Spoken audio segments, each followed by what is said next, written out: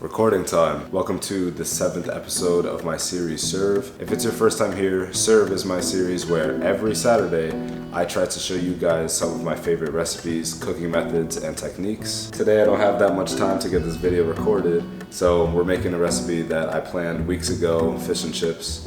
And yeah, let's just get started. Alright, so a little bit of a disclaimer. It's the next day.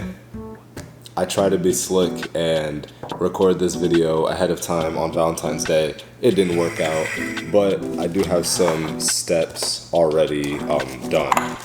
This is a jalapeno pepper that I scorched, and it's going to be used for our tartar sauce. And these are the two potatoes I'm using for the chips. I already baked them. I think I baked them for an hour at 400 Fahrenheit.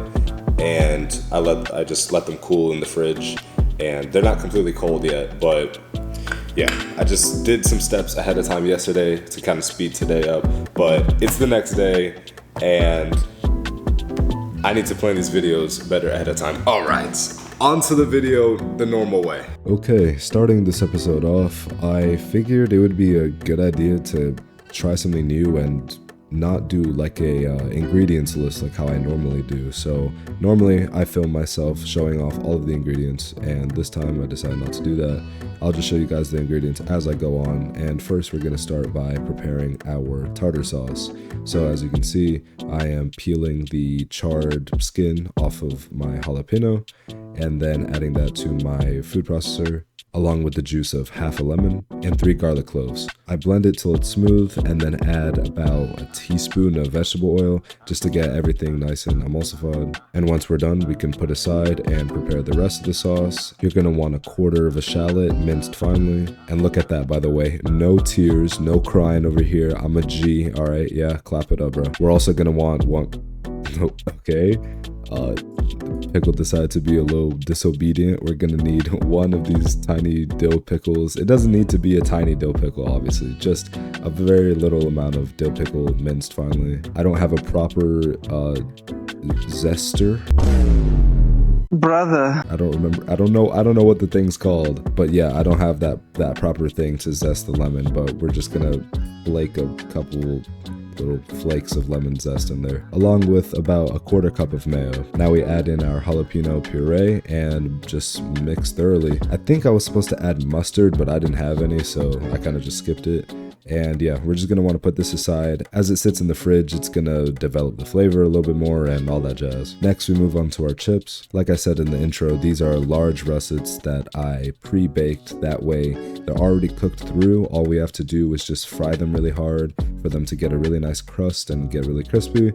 And that's it. We're just gonna cut them into steak fried shapes, and we're just gonna put them aside. I decided to put mine in the freezer for them to firm up a little bit, but you don't have to really do that. So with the sauce done and the chips ready to be fried, we can prepare our fish. The most common fish of choice for this dish is cod, and even though it's a pretty inexpensive and really cheap fish, I actually prefer cod over probably any other fish. I didn't grow up liking fish that much, but once I discovered that not all fish taste like salmon, you know, some fish can be like white and flaky and soft and not have such a harsh taste, I really started to enjoy it. So after we give this fish a quick rinse and pat it dry, we're going to cut up into semi-even pieces, lay them all out and lightly salt them, and we're gonna give them about 5 minutes just to sweat out any excess water they still have inside. Patting dry one more time, and now we can move on to the dredge.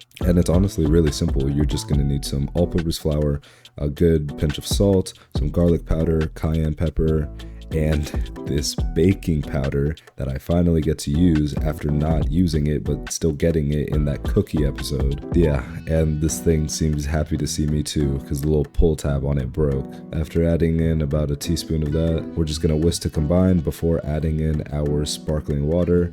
Antoine, are you using sparkling water? Well, because I am 17 years old, I cannot get beer for my fish. So I asked my mom to grab some sparkling water, and she got like the bougiest bottle she can find, but it's all good. We're just gonna wanna slowly pour it in and mix thoroughly, not to leave any clumps. And also you don't wanna over mix to kick all the bubbles out, because we're gonna need it to be still a little bit bubbly in the batter. And to help the dredge stick to the fish a little bit, we're just gonna pour some just plain all-purpose flour in a separate bowl. But before we fry our fish, we will take care of our chips. I brought my oil up to like a medium high, and when I tested the first piece of potato, it was already the perfect temperature, so I didn't have to tweak anything. I cooked my chips in 2 different batches as to not overcrowd the pot. As you can see, this first batch came out very well.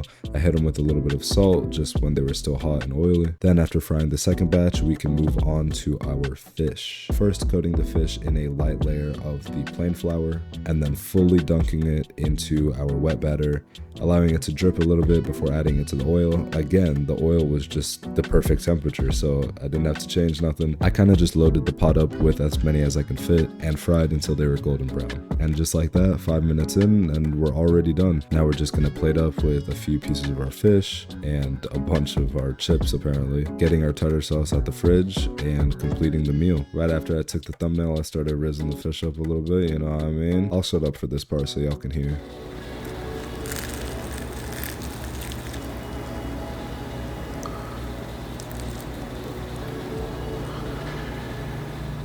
Yeah, this was a recipe that was definitely worth waiting for. As soon as that fish hit the fryer, it smelled like exactly the way it was supposed to. I don't know how that makes any sense, but the recipe was just so on point. And obviously I'm gonna leave a link to it. It's again from one of my favorite chefs, Joshua Wiseman, so the link will be in the description if you guys want some more accurate or specific measurements and stuff like that. But not only I downed this entire meal in one sitting or in one standing on camera for you guys, but I scrolled reels the entire time I did so. But yeah, that's basically all.